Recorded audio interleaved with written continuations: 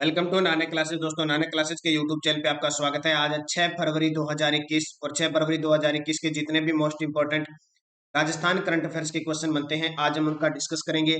पूरा वीडियो ध्यान से देखना और लास्ट में मैं आपसे क्वेश्चन पूछूंगा जिनके जवाब आपको कमेंट बॉक्स में देना है। दोस्तों, वीडियो अच्छा लगे लाइक कर दो, फटाफट वीडियो को शेयर कर दो अपने दोस्तों में। जितने भी आपके साथ सहपाठी जुड़े हुए हैं, वन रक्षक, वनपाल, रेट, कोई भी एग्जाम है, आरएस, अभी तो एसआई की भर्ती आ गई है, कृषि पर्यवेक्षक की भर्ती आ चुकी है। तो राजस्थान में अब भर्तियों का पिटारा खुलने वाला है। जल्द ही कुछ ही चंद दिनों में आपको ग्राम सेवक और हॉस्टल वार्डन की भर्ती का विज्ञापन जारी होता दिखाई देगा। तो तैयार रहिए भर्तियों के लिए और इस करंट अफेयर्स की क्लास को न छोड़िए और लाइक कीजिए, शेयर कीजिए। पहला क्वेश्चन देखिए, सरदार पटेल विश्वविद्यालय जोधपुर का स्थापना दिवस समारोह बनाया गया। सरदार पटेल विश्वविद्यालय कहाँ पे है? जोधपुर के अंदर। और इनका स्थापना दिवस समारोह हाल ही में बनाया गया। इसकी स्थापना कब हुई थी? बहुत ही आपके लिए इंपॉर्टेंट। तो इसकी स्थापना कब हुई थी? 2012 में इस यूनिवर्सिटी की स्थापना हुई थी। तो कहां पे है? इसका पूरा नाम है सरदार पटेल पुलिस सुरक्षा व दंडिक न्याय विश्वविद्यालय, स्थापना 2012। वर्तमान कुलपति, ये बहुत इंपॉर्टेंट खास शख्सियत है, आलोक त्रिपाठी वर्तमान कुलपति है।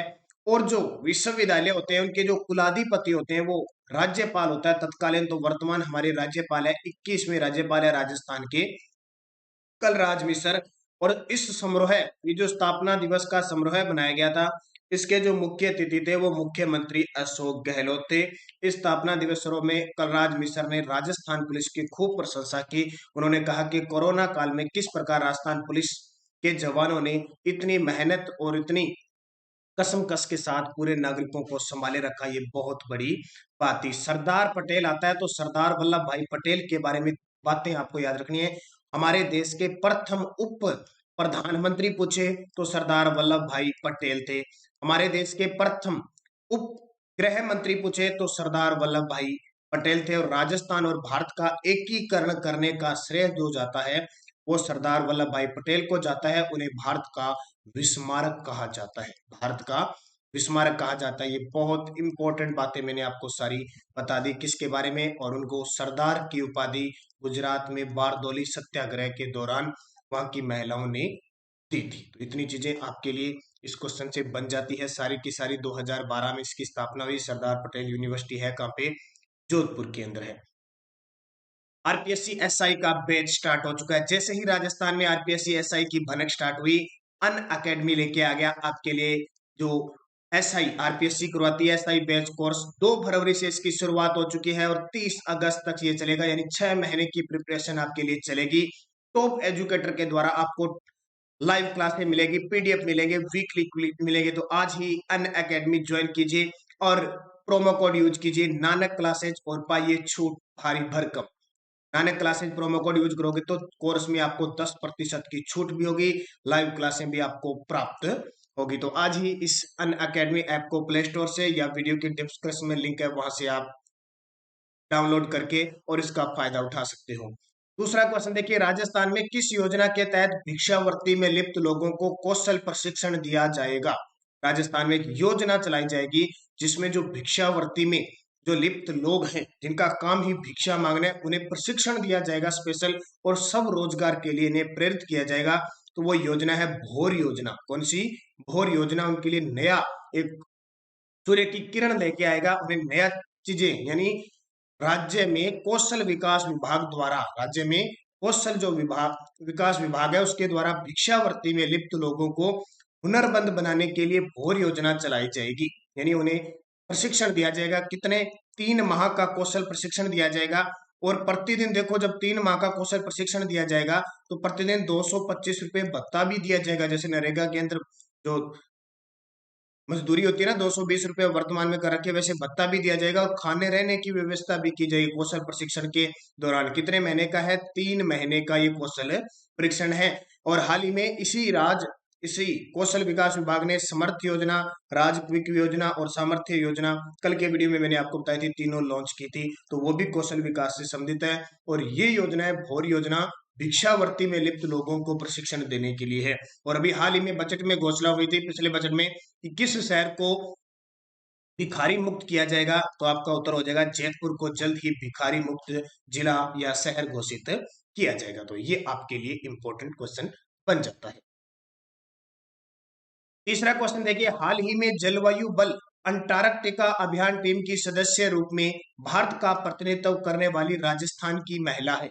जलवायु बल अंटार्कटिका अभियान टीम की सदस्य, क्योंकि जब भी कोई वैज्ञानिक खोजे या कोई भी काम जलवायु परिवर्तन या कोई भी काम करना होता है तो किस महाद्वीप पे अभियान जाता है? अंटार्कटिका महाद्वीप, जो दक्षिणी ध्रुव में स्थित है। भारत का प्रतिनिधित्व करने वाली राजस्थान की महिला कौन सी? बहुत बड़ी बात है, भारत का प्रतिनिधित्व करेगी वो भी हमारे राजस्थान की है, साक्षी सिंह।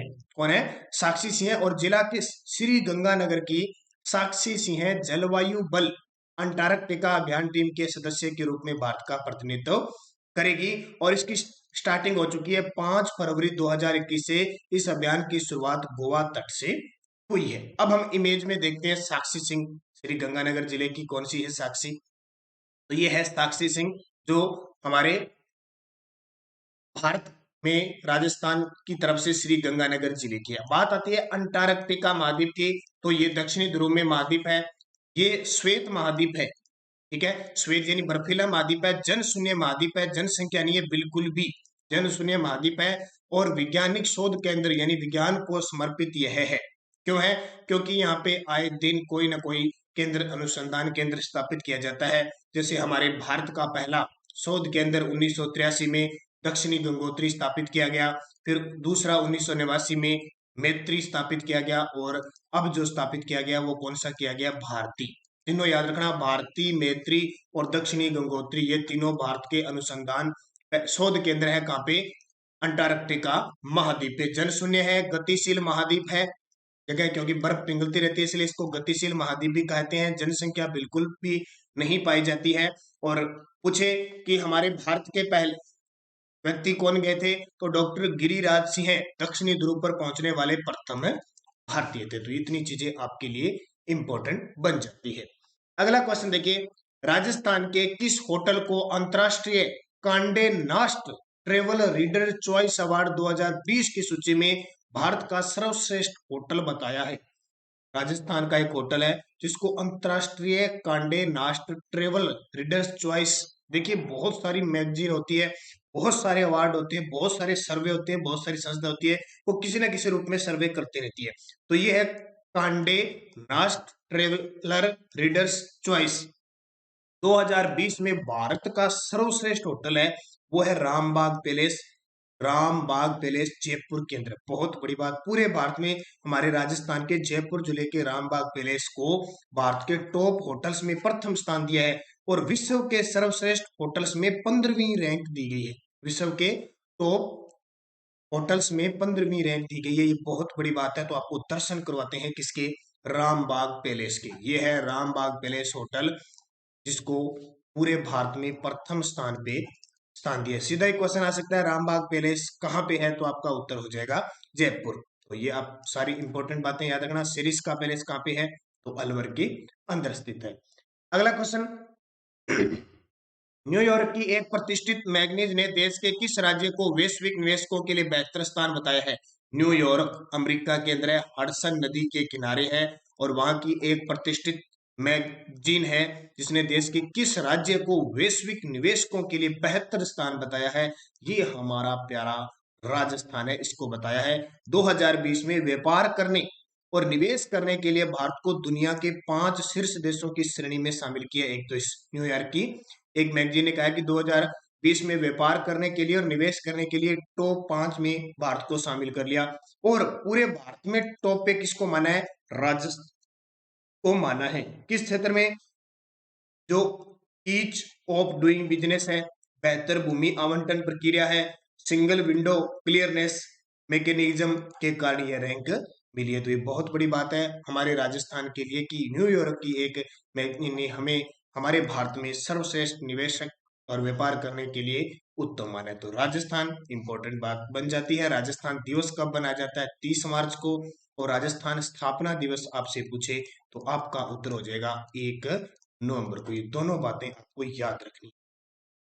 अगला है, प्रदेश की किस नदी में शिपिंग मंत्रालय की क्रूज चलाने की योजना चल रही है? प्रदेश की किस नदी में शिपिंग मंत्रालय की क्रूज चलाने की योजना चल रही है? तो उत्तर हो जाएगा चंबल नदी। कौन सी? चंबल। तो चंबल नदी में कोटा बैराज से जवाहर सागर तक, आपको पता ना चंबल नदी राजस्थान के 6 जिलों में बहती है और ये जाना पावा की पहाड़ी मध्य प्रदेश, यहाँ से निकलकर और चित्तौड़गढ़, कोटा, बूंदी, सवाईमाधोपुर, करौली और धौलपुर 6 जिलों में बहती हुई यमुना नदी में इटावा मुरादगंज के पास में मिल जाती है। और इस पे 4 बांध बने हुए हैं। एक तो मध्य प्रदेश में गांधी सागर बांध, और फिर हमारे राणा प्रताप सागर बांध, जवाहर सागर और कोटा, 4 है। तो कोटा बैराज से लेकर जवाहर सागर तक क्रूज के लिए 30 किलोमीटर लंबी नदी मार्ग में Kota barrage, Garh palace, hanging bridge, Kota bridge, Kotiya Bhil का महल, गेपरनाथ जी का मंदिर और गरडिया महादेव जैसे दर्शनीय स्थलों को शामिल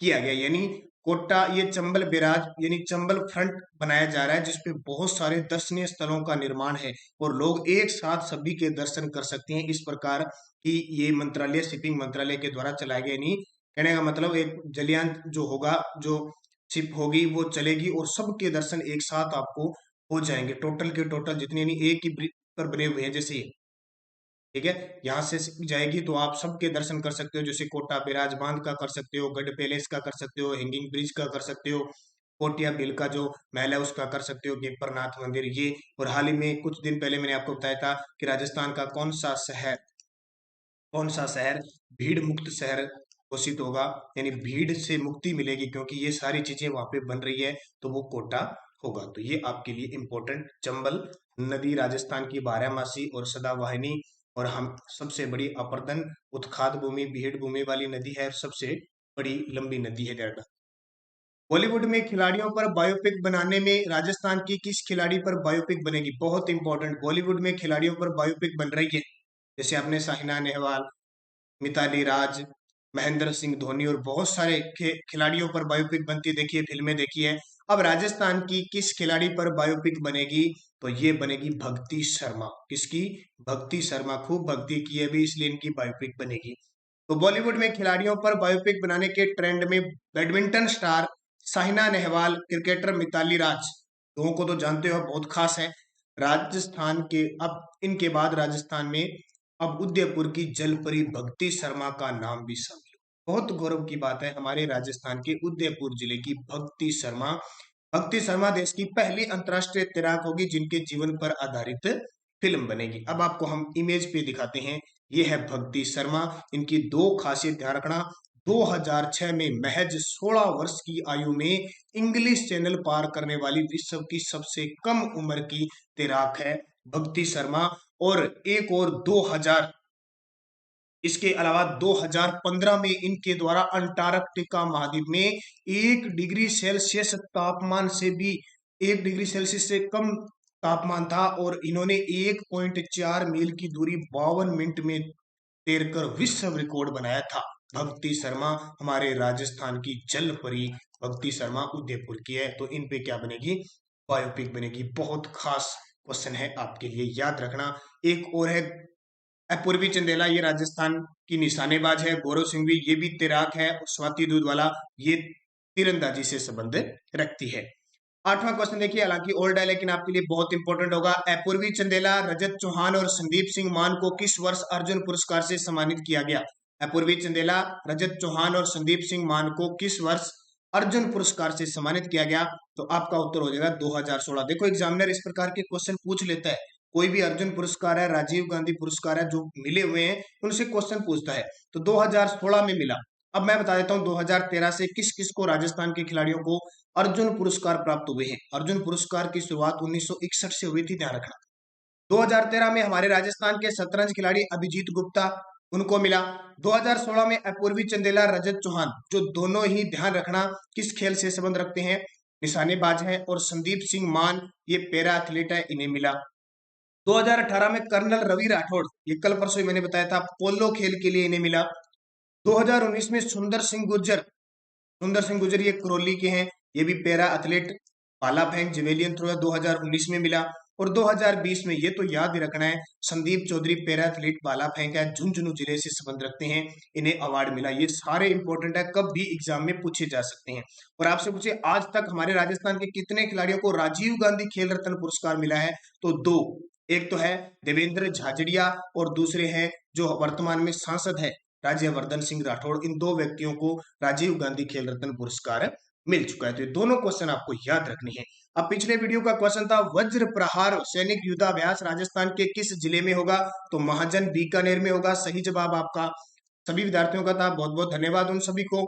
महाराणा प्रताप का राज्याभिषेक कब हुआ था, तो गोगुंदा में हुआ था 1572 को गोगुंदा में। यहाँ पे उदय सिंह की मृत्यु हो जाती है और यहीं पे महाराणा प्रताप का राज्याभिषेक कर दिया जाता है। जन्म इनका कुंभलगढ़ में होता है, मृत्यु इनकी चावंड में होती है। तीनों चीजें ध्यान रखना। और वन रक्षक और वनपाल के लिए मैं लगातार क्लास लगा रहा हूँ, वो क्लास जरूर देखना, उसमें ये सारी चीजें क्लियर हो रही है। और इसके अलावा हमारा राजस्थान जो राजस्थान अध्ययन की बुकें हैं, 7वीं क्लास की बुक के चैप्टर चल रहे हैं, तो जो विद्यार्थी नहीं देख रहा है, ये वीडियो बहुत ही इंपॉर्टेंट है, दोनों आप जरूर देखें। उसके अलावा कोई भी नोटिफिकेशन भर्ती आती है, आपके लिए सूचना होती है, तो आप वीडियो को लाइक जरूर करें, शेयर करें। अगर आप चैनल पे नए हैं तो इसको सब्सक्राइब करें। अब क्वेश्चन फॉर यू, विश्व कैंसर दिवस कब मनाया जाता है, 30 जनवरी, 1 फरवरी, 2 फरवरी, 4 फरवरी। सही जवाब देना है और इसकी थीम क्या थी वो भी बताना है। 21 आंदोलन किसके द्वारा चलाया गया, गोविंद गिरी, मोतीलाल तेजावत, माणिक्यलाल वर्मा और रामनारायण चौधरी। इसका सही जवाब देना है। और कल संडे है, ध्यान रखना, संडे के कल आपको जनवरी के टॉप 100 क्वेश्चन मिलेंगे। जनवरी मंथ के टॉप 100 क्वेश्चनों का वीडियो प्राप्त होने वाला है, सुबह 7 बजे या 8 बजे आपको मिल जाएगा। यस्टरडे डॉज क्या थी, ईरानी ट्रॉफी का संबंध किस खेल से है, क्रिकेट से। 101वें संविधान संशोधन का संबंध किससे है, जीएसटी से है, जो 1 जुलाई 2017 से शुरू हुआ था। पांडिचेरी विधानसभा में कितनी सीटें हैं, 30, और दिल्ली में कितनी है, 70। दोनों का ध्यान रखना, एग्जाम में क्वेश्चन आता है। जूनागढ़ रियासत किस राज्य से है, तो गुजरात में है, और जनमत संग्रह से इस जूनागढ़ रियासत को भारत में मिलाया गया था। कामाख्या मंदिर किस राज्य में है, तो असम के अंदर। ये पांचों जवाब बहुत सारे विद्यार्थियों ने बड़े शानदार तरीके से जवाब दिए, उनको हार्दिक शुभकामनाएं। और अब आपके लिए क्वेश्चन छोड़ के जाता हूं, साइमन कमीशन भारत कब आया, प्रथम बौद्ध संगीति कहाँ हुई थी, किस मुगल शासक के काल को हिंदी साहित्य का स्वर्ण काल कहते हैं, किस मुगल शासक के काल को हिंदी साहित्य का स्वर्ण काल। और स्वाना घास के मैदान किस महाद्वीप में पाए जाते हैं, स्वाना घास के मैदान किस महाद्वीप में पाए जाते हैं, भारत का 25वां राज्य कौन सा है। पांचों के जवाब आपको कमेंट बॉक्स में देने हैं। और लाइक कर देना, शेयर कर देना अपने दोस्तों में। अगर आप चैनल पे नए हैं तो इसको सब्सक्राइब कर लेना और बेल आइकन के घंटे को दबा लेना, ताकि जो भी वीडियो अपलोड हो आप तक उसका नोटिफिकेशन पहुंच के। तो धन्यवाद, जय हिंद, जय भारत, शुभ दिन।